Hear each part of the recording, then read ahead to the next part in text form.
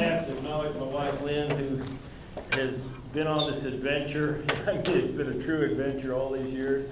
And Brad Henderson, who did all the slide work and everything for us. And believe me, I couldn't have done any of this without him. We had a project where, as a senior directed study, we had to collect mice. So we used her car to go out and collect mice.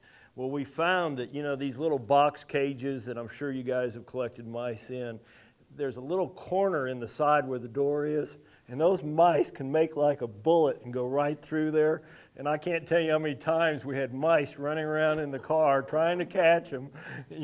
My wife, my girlfriend at that time, was sitting on the top of the back seat, screaming. But she has been really supportive of a lot of this. And we both wanted to go to Africa, and our son found this tour for us. And we went to Tanzania, right there.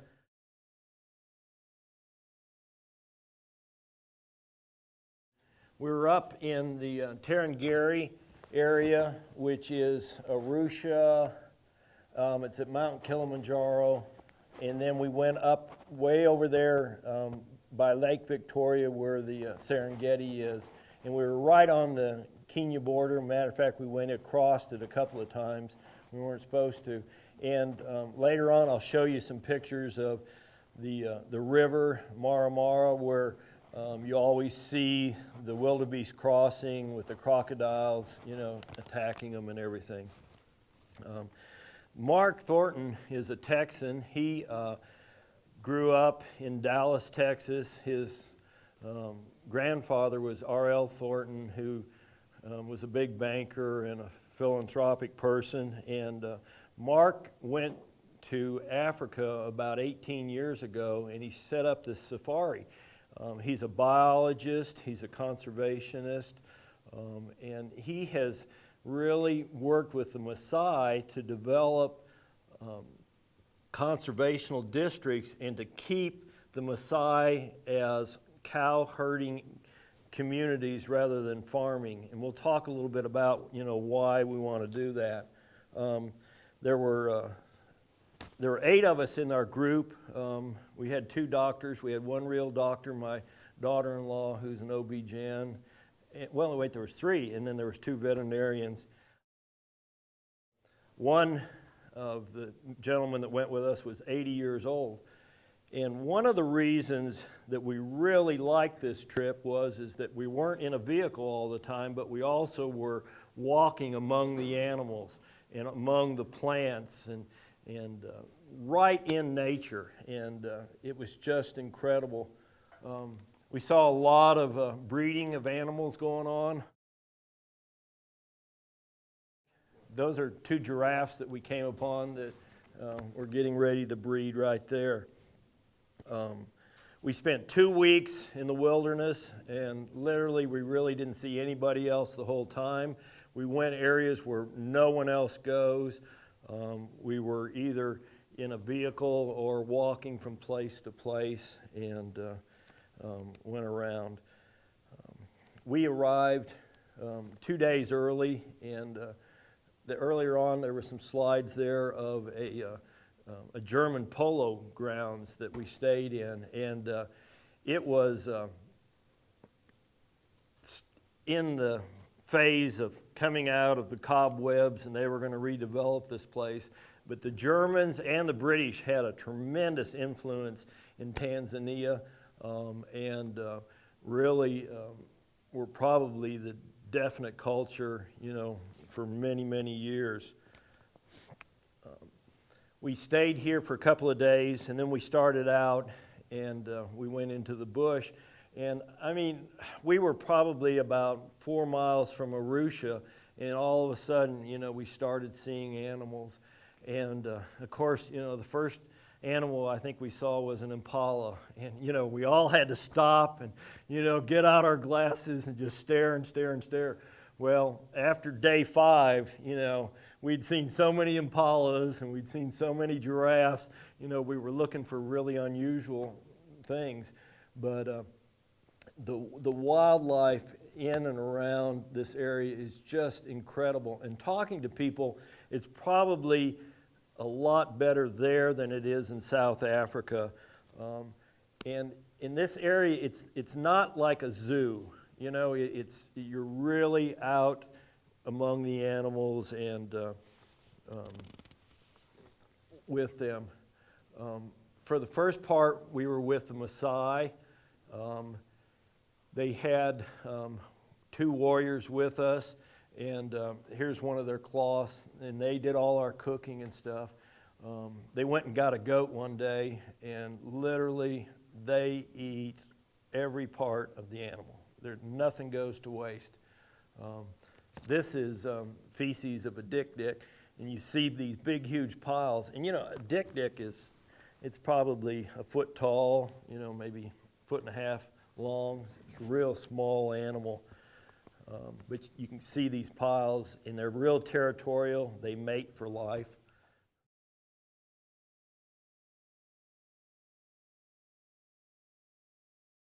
Mark here had a weapon with him all the time, and the warriors had their spears, and I brought one of their spears down here with us that we purchased. He was making fire right there, and he just went and got a stick and cut a piece of bark off a tree, and I bet it wasn't 30 seconds and he had fire. And he picked up some elephant dung and took the sparks and put it in there, and he had fire. You know, it was just incredible how fast he could do it. Any of you want to go on an amazing race, remember that. Well, the first day we stayed in a camp, and we were there for 2 days, and we went around. And then we moved to another area, and in this area, Mark had taken this big gardenia tree and built a nest in it.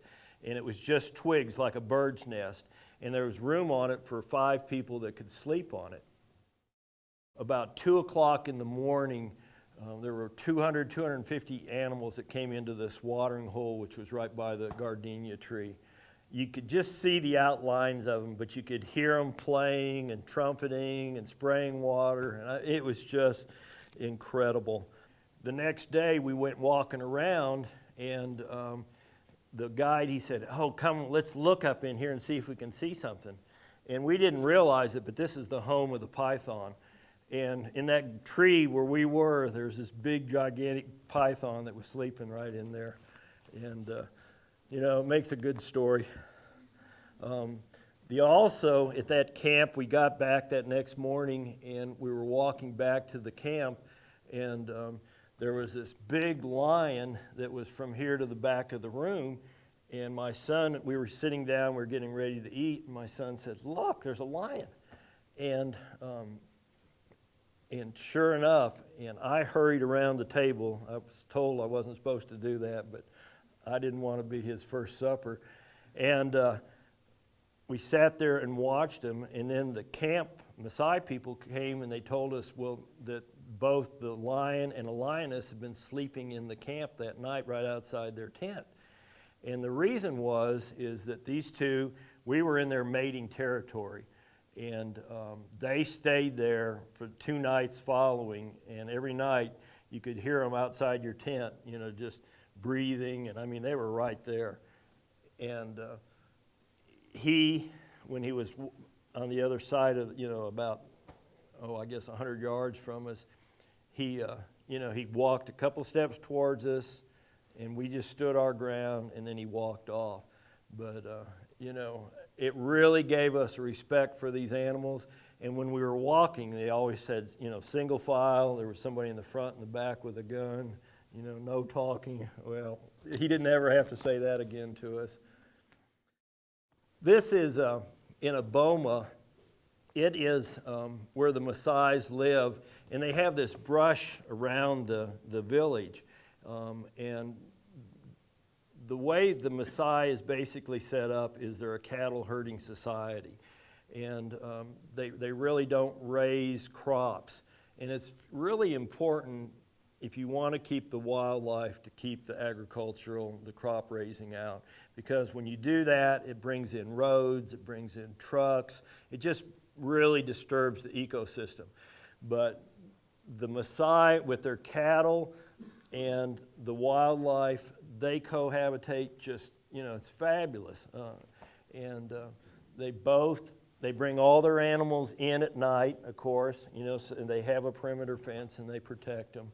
And there is a mutual respect, I think, between the lions and these, and the people that live there. In the areas where the Maasai have it, they burn off all the vegetation. And in these parks, they're not allowed to burn, but naturally, with lightning and stuff, it burns it off. It gets rid of all the underbrush, and then you have fresh green grass coming back. From here, after the first week, we went to a landing strip, and then we flew by plane from there to the Serengeti. And the Serengeti Park, it's enormous. Don't ever get talked into driving in. We talked to people that had driven in there, and it's like just driving across the plains. There's no roads to speak of. It's just rough terrain, and then you'll come across the flat plains, and then it's rough terrain and come across another flat plain. And when we landed at the landing strip, it was really the first time we had felt like we came back to civilization. They had flush toilets there, and there was a sign that said, "Don't feed the animals." And on the south side of the river is where all the tourists tend to stay. And they have some fabulous hotels in this area that have infinity pools and stuff like that. We were sleeping in tents our whole time, and they were nice, and we were waited on, hand and foot.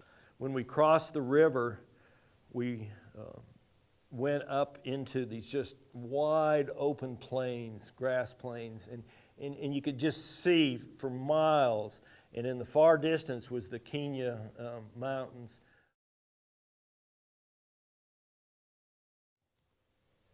Very few people went into this area. When we were there, it started raining at night, and about 3 o'clock, it would just start raining, and you can see these giraffes. I mean, they were just running for cover as the storm was coming in. One of my photography goals was to get a lightning bolt, and there's a little one in that one. There it is. I just kept punching, and these electronic cameras are great because you can take 100 pictures and maybe get what you want out of one of them.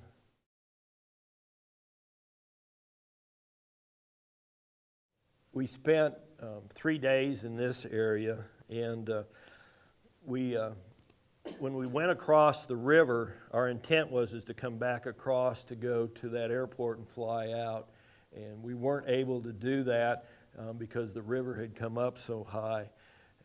But we could drive along the river, and you could see all these huge crocodiles along there. There were a lot of hippos, and the hippos and the crocodiles would lay right next to each other. There's one of the fine highways there.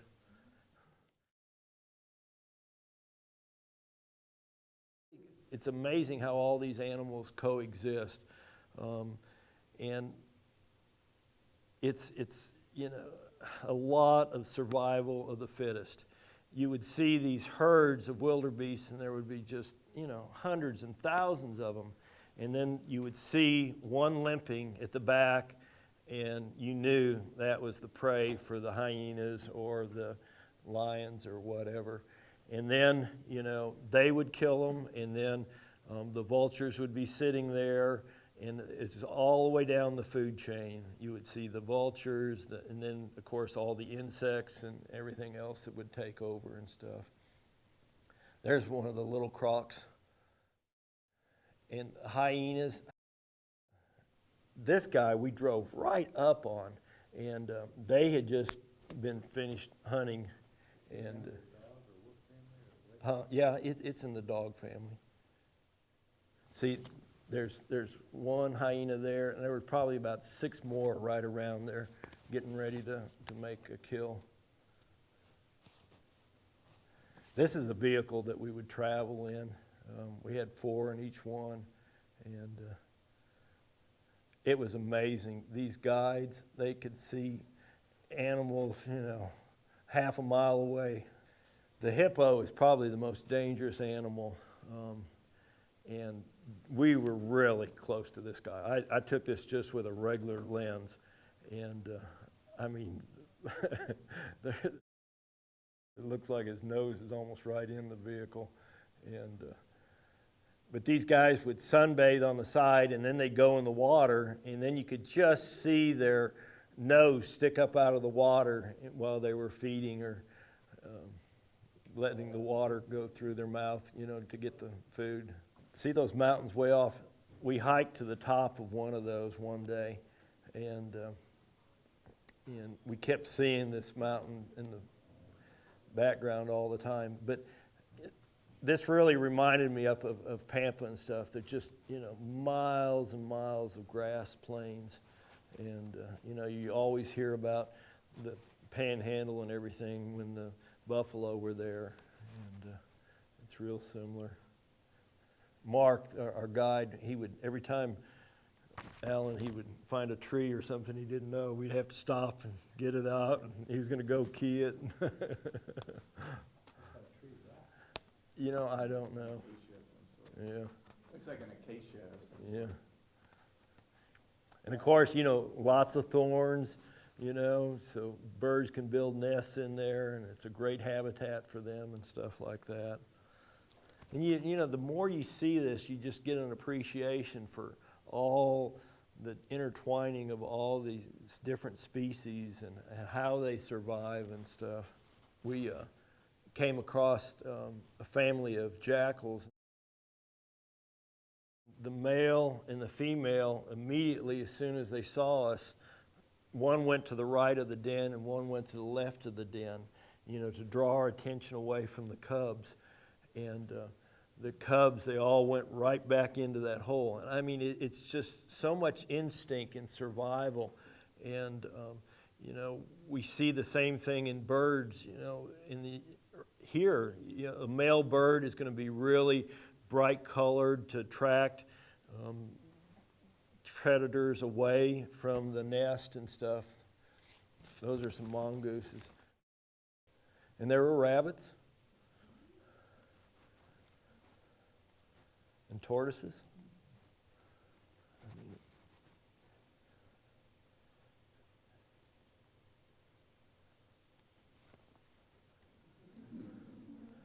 We really became mesmerized by the giraffes. I mean, they would sit there and look at you and cock their heads one way or another. And that's the Kenya border right there.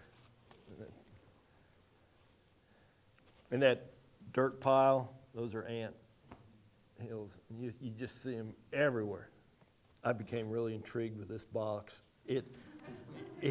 I'm going to make one someday, but it opens up and it has all your food and everything in it. And it was neat. We would just be traveling along and we just stop and have lunch out in the middle of the prairie somewhere. And this was the nicest place we stayed.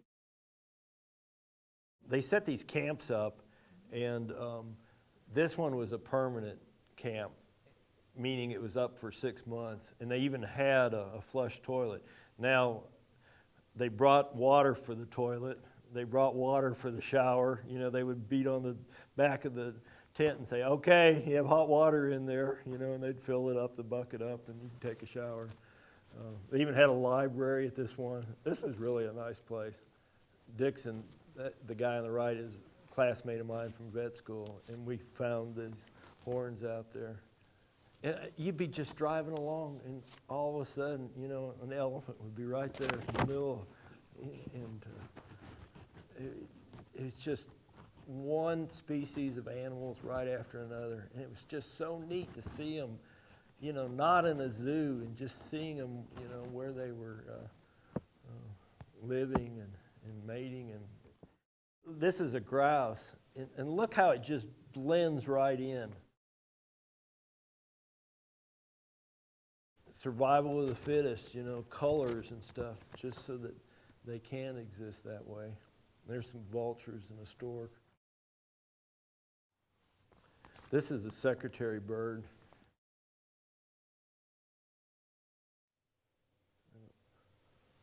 But it has a black skirt and then a white top blouse.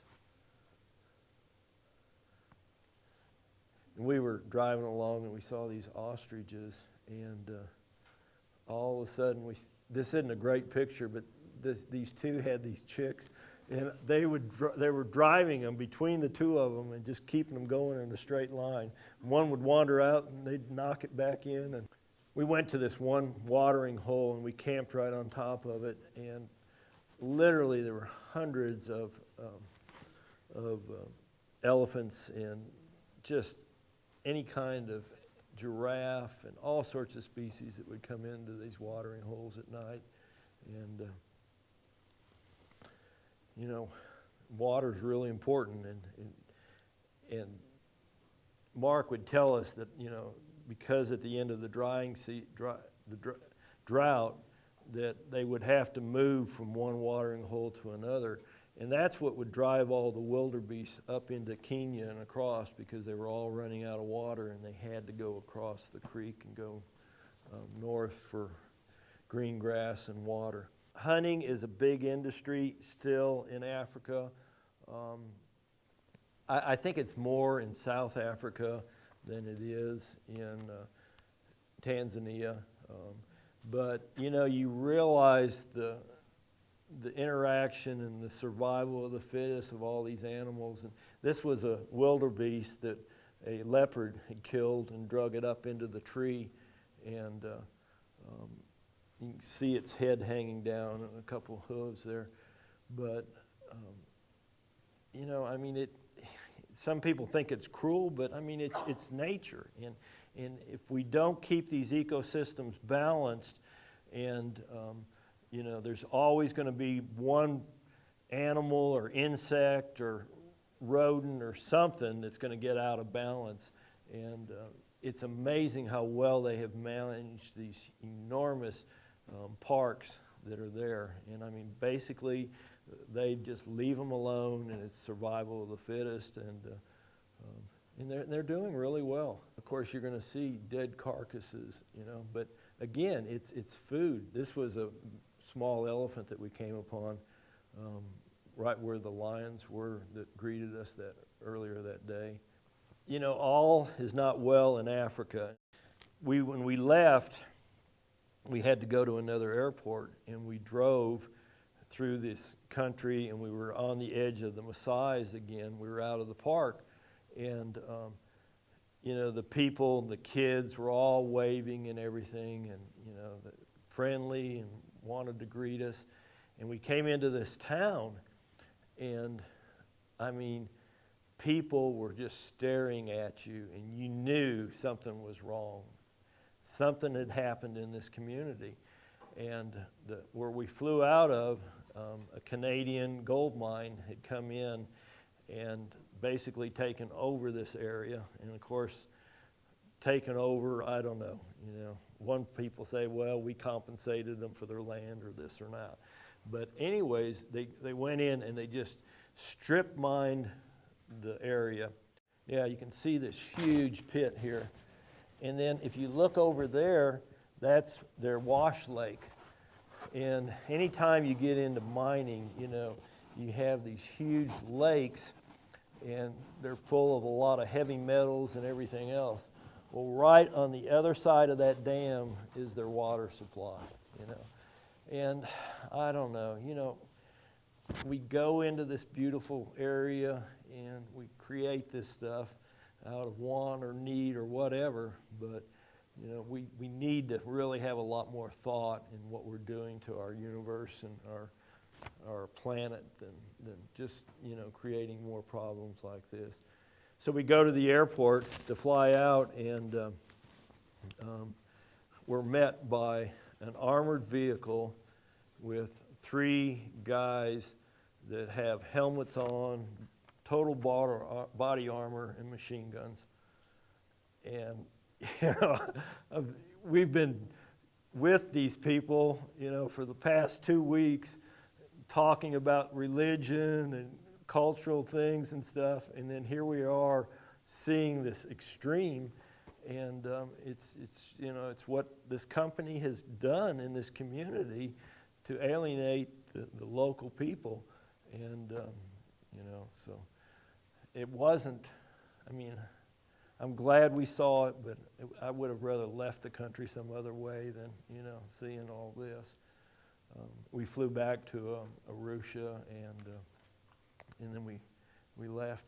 We had a day in Arusha, so we went to the market, and Len and I have traveled pretty much all over the world, and we've been to a lot of these markets, and they all want to sell you something, but it's fun to go through and see. And these were all dried sardines they had here. Well, one thing we noticed is that there was a couple of areas that had just tons of dried plants and herbs and stuff, and it was their pharmacy. And this is one of the shelves in the pharmacy, so this is where they were getting a lot of their medicines from. And there is a group of Maasais that we were introduced to that live totally off the land. If they want a potato or something, they know where to go and dig it up. They showed us a branch of a bush, and they call it the toothbrush bush, and you break it off and you can brush your teeth with it and stuff. And it has a little bit of a fragrance to it and stuff. So this was a curio shop. We swear we're never going to go to one. We went to that one. And in most of these countries, you buy the food daily, what you're going to use. They have no air conditioning and no way of keeping their products cool and fresh. There's a video that I want to get Brad to run now, and I think it was the last day, we came across this pride of 14 lions, and they just killed a wildebeest. And this was the male that was sitting out by himself, and the lioness was there. It was so neat to watch these animals interact and greet one another, and you could see the social change. And there was little cubs in there that were maybe 30 pounds, and then there were year-old lions there, and then there was the lioness. She's got 2 little bitty cubs, and then she's got probably a year-old cubs that are with her too.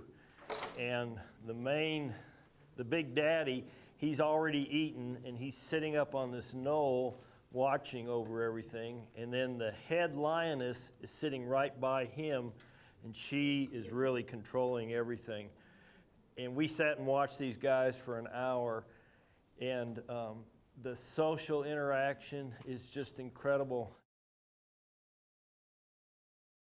Every one of the cubs go back and greet the main male lion. They lick each other, and then they'll jump over him, and then the next one comes and licks him and goes over him and over him. And all the time, this head lioness is just sitting there, she's in charge. The guy, he's there, he's enjoying it, but you can tell who's really in charge. And when we first drove up, she was taking the 2 baby cubs right up to the kill to show them and teach them to eat and stuff. And she grabbed them and took them right off into the brush and hid them for about 15 minutes until she felt like it was safe. And then she got them out and she brought them back. This was by far the best trip we've ever taken. And I tell you, if you ever get a chance, you need to go. You owe it to yourself. And there's Mount Kilimanjaro there if you want to hike. They have lots of hiking expeditions and stuff there. we sort of passed that up. But there were a lot of young people there hiking, and just do your homework before you go. There's a lot of vaccinations. There's a lot of paperwork and visas and all sorts of other things you have to do. But make sure you go someplace that's safe. And anywhere you travel in the world, be safe.